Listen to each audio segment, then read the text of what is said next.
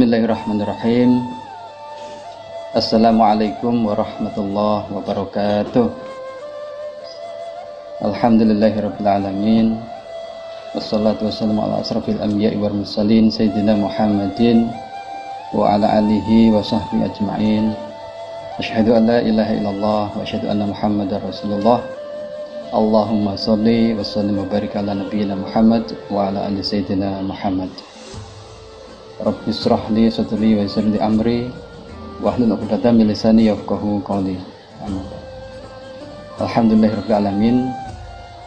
Senantiasa kita bersyukur kepada Allah SWT. Alhamdulillah kita sudah memasuki bulan Ramadan, di mana Allah bukakan pintu yang seluas-luasnya bagi kita untuk beramal kebajikan, membuka ruang-ruang kebaikan untuk meningkatkan kualitas keimanan dan ketakwaan kita kepadanya. Tak lupa kita sampaikan salawat dan salam, semoga senantiasa terlimpahkan pada qudwah kita, baginda Nabi Muhammad SAW, keluarganya, sahabatnya, dan insya Allah kita umatnya yang senantiasa bersabar dan istiqomah untuk mengikuti milah jalan dakwah beliau. Bapak Ibu yang berbahagia, alhamdulillah hari ini saya mendapatkan giliran untuk menyampaikan kultum. Mudah-mudahan berkenan dan ada manfaatnya buat kita semuanya. Bapak sekalian, sudah banyak mungkin taujih kultum yang kita dapatkan. Pada hari ini saya ingin menyampaikan bahwa ada hal-hal yang perlu kita perbaiki, ada hal-hal yang harus kita tingkatkan. Lebih-lebih di bulan Ramadan ini Allah tadi memberikan begitu banyak kesempatan, peluang bagi kita untuk meningkatkan amaliyah ibadah kita, kebaikan kita, yang itu nanti adalah investasi berharga yang nantinya insya Allah akan kita petik bersama-sama. Sebagaimana mungkin kita ketahui bahwa baginda Nabi Muhammad SAW telah memberikan teladan, telah memberikan contoh terbaik bagi kita. Sebagaimana mungkin Allah firmankan di dalam Al-Quran surat Al-Anbiya surat 21 ayat yang ke-107 yang insyaallah kita sudah pahami. A'udzubillahi minasyaitonir rajim. Laqad kana lakum fi rasulillahi uswatun hasanah liman kana yarjullaha wal yaumil akhir wa dzakarallaha katsira. Sungguh telah ada pada diri Rasulullah itu suri teladan yang baik bagimu, yaitu bagi orang yang mengharapkan rahmat Allah dan kedatangan hari kiamat dan yang banyak mengingat Allah. Al-Quran sudah memberikan panduan bagi kita agar kita senantiasa mengambil teladan, mengambil contoh dari diri Rasulullah SAW. Bahkan bukan hanya kita umat Islam, pihak luar pun, pihak non-muslim pun juga mengakui bahwa sosok Rasulullah itu sebagai orang yang punya keteladanan tinggi, punya kepribadian yang agung, punya sifat-sifat baik yang perlu diteladani.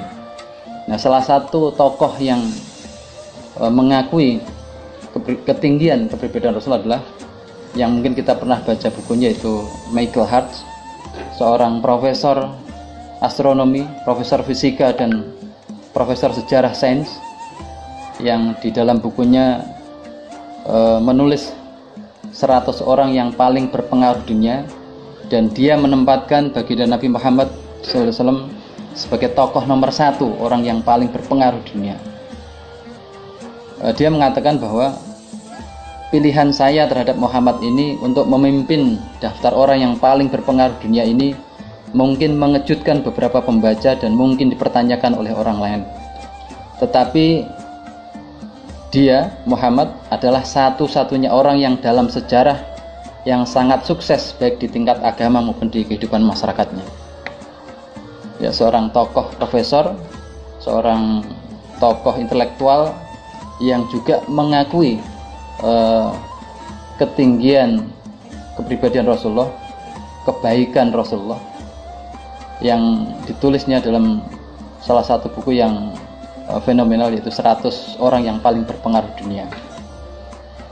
Kemudian tokoh lain yang nulis buku tentang itu adalah Sir George Bernard Shaw, seorang novelis, seorang kritikus sekaligus politikus dan orator dari Irlandia. Itu juga menulis sebuah buku yang mengakui tentang ketinggian kepribadian Rasulullah, tentang kualitas sosok Nabi Muhammad yang patut diteladani oleh umat manusia. Dalam bukunya dia mengatakan, saya selalu menjunjung tinggi agama Muhammad karena vitalitasnya yang luar biasa. Ini adalah satu-satunya agama yang menurut saya memiliki kapasitas asimilasi ke fase perubahan keberadaan yang dapat membuat dirinya menarik untuk setiap zaman. Saya telah mempelajarinya. Ya, bayangkan seorang politikus dari Irlandia, seorang non-muslim, mengatakan saya telah mempelajarinya, mempelajari kepribadian Rasul. Mungkin kalau kita mempelajari sirah Nabi itu ya, yang itu juga menjadi motivasi kita. Kalau di antara kita ada yang belum pernah membaca tentang sirah Rasulullah, sejarah Nabi, maka kita jangan kalah dengan George Bernard Shaw yang dari Irlandia ini. Saya telah mempelajarinya. Dia seorang pria yang luar biasa dan menurut saya dia harusnya disebut sebagai juru selamat kemanusiaan. Ya, bayangkan beliau menyatakan bahwa Muhammad itu seharusnya menjadi juru selamat kemanusiaan. Ini tulisan dari George Bernard Shaw dari Irlandia. Nah, Bapak sekalian, apa yang perlu kita ambil dari sini, di tengah-tengah momentum Ramadan yang seperti ini, hendaknya keteladanan yang telah Rasulullah contohkan itu menjadi pedoman hidup kita, menjadi acuan hidup kita dalam segala hal, dalam segala bidang. Termasuk kita Ramadan ini diberikan ruang yang luas oleh Allah SWT untuk berubah menjadi pribadi yang menarik, menjadi sosok yang menarik, menjadi sosok yang disenangi, dicintai oleh banyak orang, sebagaimana Rasulullah sendiri itu. Nah, kita mungkin melihat ya, ketika beliau sebelum diangkat menjadi Nabi dan Rasul itu kan dikenal sebagai pribadi yang baik, yang menarik, yang jujur, yang dermawan, sehingga masyarakat Arab jahiliyah pada waktu itu sudah mengenal tentang kebaikan-kebaikan Rasulullah.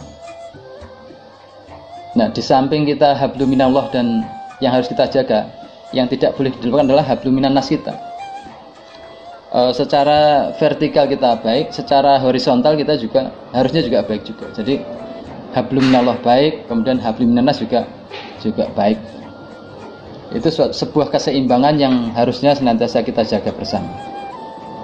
Untuk itulah kita harus muncul sebagai sosok-sosok manusia yang menarik dan baik, sehingga keluarga kita, istri anak kita, tetangga kita menganggap kita, menjadikan kita,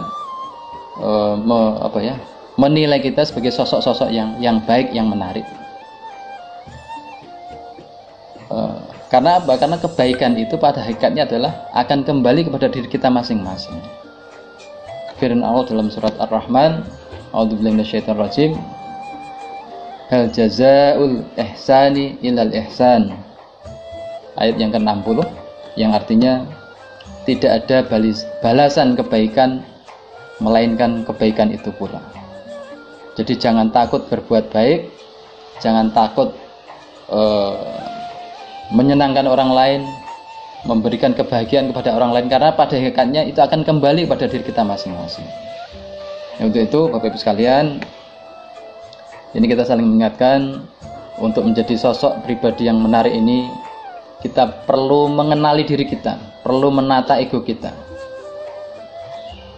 Ketika kita kenal dengan diri kita, kebaikan istilahnya plus minus kita gitu ya, sehingga kita bisa menempatkan saat-saat mana kita berperilaku, berkata, bersikap yang baik, dan saat-saat mana kita juga harus menahan emosi kita, menahan amarah kita.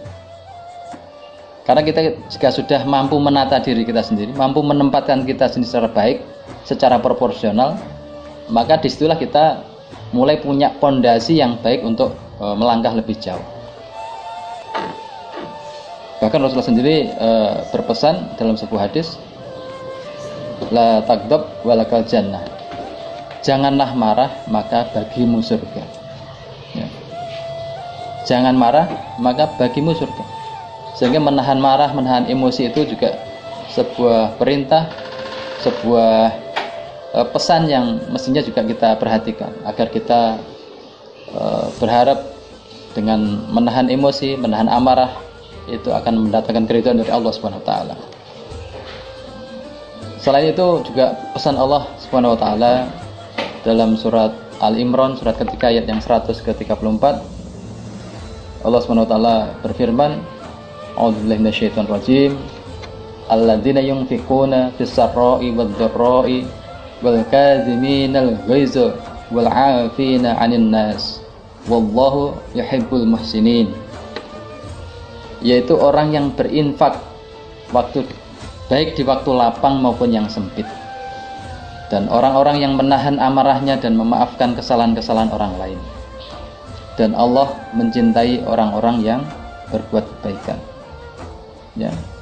Perintah berinfak, perintah berbuat baik, baik di saat yang sempit maupun di waktu yang longgar.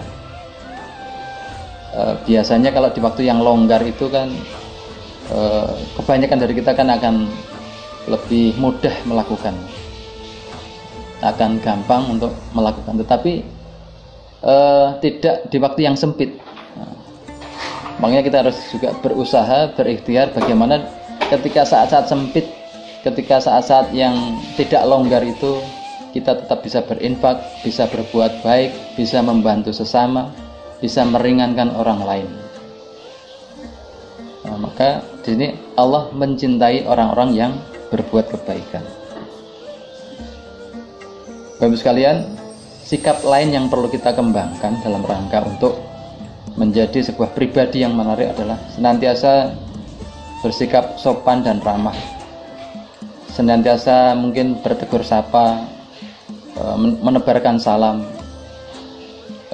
menebarkan senyum, baik di keluarga, di tetangga maupun di masyarakat. Ada sebuah kita sering membaca itu ya, kalau Anda sopan, kami segan. Karena sopan santun itu adalah salah satu kunci untuk dihargai orang lain, baik dalam bertutur kata maupun dalam perbuatan kita. Maka ketika kita sudah bersikap sopan, bersifat ramah, kemudian kita juga berperilaku baik, maka itu salah satu awal untuk kita menjadi orang-orang yang menarik, baik di keluarga, di tetangga maupun di masyarakat. Ya, seorang dai itu, seorang muslim itu hendaknya memang menjadi orang-orang yang menarik, orang-orang yang punya daya tarik, gitu ya. Jadi tadi tidak hanya soleh pribadi, tetapi juga dia harus soleh sosial. Dia ringan tangan, dia berempati dengan orang lain, tentang tetangganya, dengan masyarakatnya. Contoh-contoh kecil itu hendaknya bisa menyemangati kita agar kita senantiasa mengembangkan potensi diri kebaikan kita. Ya. Apalagi terlebih di bulan Ramadan ini, betapa Allah sangat luas memberikan ruang kepada kita untuk mengoptimalkan banyak kebaikan-kebaikan kita. Bapak sekalian, yang tidak kalah menarik adalah hendaknya kita juga bisa dipercaya, ya, amanah. Jadi janganlah seperti pepatah yang mengatakan karena nila setitik maka rusak susu sebelanga. Jadi jangan karena hal-hal kecil sehingga merusak reputasi kita. Sehingga hendaknya kita memegang kepercayaan itu, memegang amanah itu, memegang trust itu dengan baik, dan kita laksanakan dengan semaksimal mungkin. Masalah hasilnya nanti kita tawakal kepada Allah Subhanahu wa taala. Bapak sekalian, itulah beberapa barangkali tips atau mungkin ya untuk diri saya dan juga barangkali untuk Bapak sekalian, mudah-mudahan momentum Ramadan ini bisa menjadikan diri kita lebih baik lagi, lebih bermanfaat lagi, lebih punya arti baik dalam diri keluarga, di tetangga kita maupun di masyarakat. Mudah-mudahan kita semuanya bisa menyelesaikan Ramadan ini dengan baik, dengan mengisi hari-harinya dengan banyak kebaikan, banyak keberkahan, dan mudah-mudahan Allah SWT menjadikan kita termasuk orang-orang yang la'allakum tattaqun, orang-orang yang bertakwa kepadanya. Demikian yang bisa saya sampaikan. Mohon maaf apabila ada perkataan yang barangkali khilaf salah, mohon dimaafkan. Kurang lebihnya mohon maaf. Wabillahi taufiq wal hidayah. Wassalamualaikum warahmatullahi wabarakatuh.